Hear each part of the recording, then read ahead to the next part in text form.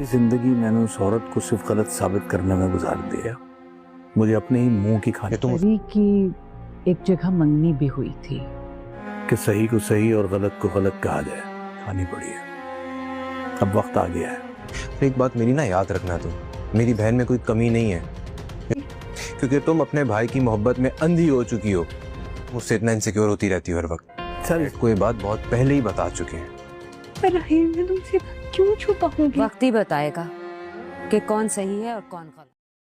राहिल के दिल में इस बात का गहरा गुस्सा और दुख बैठ चुका था कि उसकी अपनी बीवी मिनाल उससे बातें छुपाने लगी है।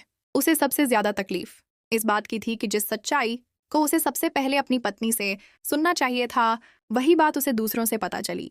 जब उसके बाप ने उसे बताया कि बारी अनाया से शादी नहीं करना चाहता और ये बात खुद बारी के पिता ने कही है, तो राहिल का भरोसा बुरी तरह टूट गया। उसे महसूस हुआ कि मिनाल ने सिर्फ अपने भाई की मोहब्बत में आकर उससे सच छुपाया। मिनाल रो रो कर अपनी सफाई देती रही कि ऐसा कुछ नहीं था और उसने जानबूझकर कुछ नहीं छुपाया। लेकिन राहिल अब उसकी किसी बात पर यकीन करने को तैयार नहीं था।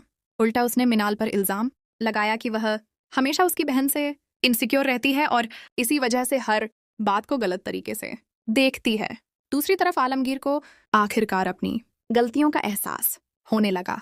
उसे समझ आ गया कि उसने अपनी बेटियों के साथ हमेशा नाइंसाफी की और अपनी पहली बीवी को हर बार गलत साबित करने की कोशिश करता रहा, जबकि वक्त ने साबित कर दिया कि गलती उसी की थी। आलमगीर की दूसरी बीवी एक बार फिर उसे भड़काने और हालात अपने मुताबिक करने की कोशिश करेगी, लेकिन इस बार आलमगीर की आंखें खुल चुकी थीं। अब वह सही और गलत में फर्क समझने लगा था, इसलिए उसकी बातों का असर उस पर नहीं होने वाला था।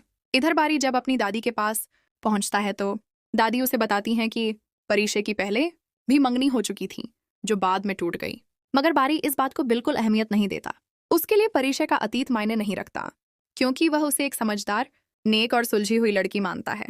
वह सिर्फ उससे शादी करके उसके साथ अपनी नई जिंदगी शुरू करना चाहता है।